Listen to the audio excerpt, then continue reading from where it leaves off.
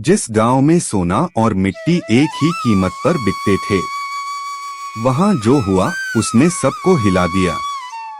रात का समय था। घने बादलों की गड़गड़ाहट से पूरा आसमान कांप रहा था। तेज बारिश के बीच सोनापुर गांव में रहने वाला हरिदास अपनी छोटी सी झोपड़ी में बैठा था। उसके साथ उसका भांजा करण भी था। करण बोला, मामा, क्या हमारी किस्मत कभी बदलेगी? हरिदास मुस्कुराया, बेटा, मेहनत कभी धोखा नहीं देती। लेकिन उसी रात नदी का बांध टूट गया। कुछ ही मिनटों में पूरा गांव पानी में डूब गया। लोग अपनी जान बचाने के लिए इधर उधर भागने लगे। हरिदास और करण किसी तरह एक पेड़ का सहारा लेकर बच गए, लेकिन सुबह तक उनका गांव मिट चुका था। दोनों कई किलोमीटर पैदल चलकर समृद्धिनगर पहुंचे। वहां उन्हें रहने के लिए टूटी हुई झोपड़ी मिली। अगले दिन सेठ जगमोहन ने उन्हें काम दिया। कई दिनों बाद दोनों ने भरपेट खाना खाया। शाम को बाजार पहुंचे तो करण की आंखें खुली की खुली रह गईं। दाल एक सिक्का, चावल एक सिक्का, मिठाई एक सिक्का, सोना एक सिक्का, हीरा एक सिक्का। करण खुशी से उछल पड़ा। लेकिन हरिदास का चेहरा उतर गया। उसने कहा, बेटा, जहां हर चीज की कीमत बराबर हो जाती है, वहां इंसान की मेहनत की कीमत खत्म हो जाती है। करण ने उनकी बात को हंसी में उड़ा दिया। हरिदास गांव छोड़कर चला गया। करण वहीं रुक गया।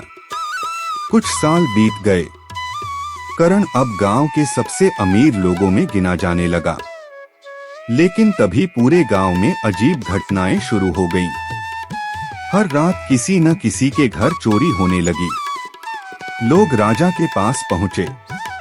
आखिरकार एक चोर पकड़ा गया। पूरा दरबार सजा हुआ था। सबको लगा कि अब चोर को फांसी मिलेगी। लेकिन राजा ने कहा, चोर निर्दोष है। गलती उस आदमी की है जिसने अपना सामान सुरक्षित नहीं रखा। पूरा दरबार चुप हो गया। करण के पैरों तले जमीन खिसक गई। उसे अपने मामा की बात याद आने लगी। लेकिन असली झटका अभी बाकी था। उसी रात महल का खजाना गायब हो गया। सैनिक भागते हुए राजा के पास पहुंचे। राजा गुस्से से चिल्लाया, जिसने खजाना चुराया है उसे तुरंत फांसी दे दो। तभी दरबार का सबसे बुजुर्ग मंत्री खड़ा हुआ।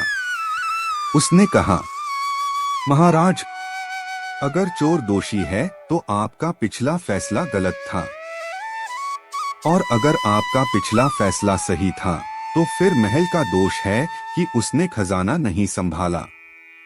राजा के पास कोई जवाब नहीं था।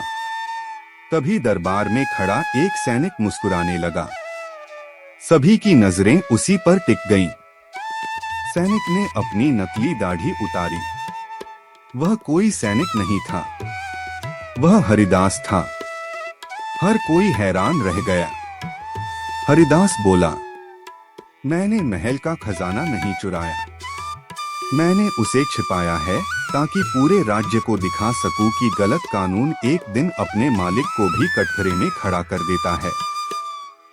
पूरे राज्य में सन्नाटा छा गया। राजा की आंखें खुल गईं। अगले ही दिन उसने अपना कानून बदल दिया। अब हर चीज की कीमत उसकी असली कीमत के अनुसार तय होने लगी। मेहनत करने वालों को सम्मान मिलने लगा और अपराधियों को सजा। करण ने अपने मामा से माफी मांगी।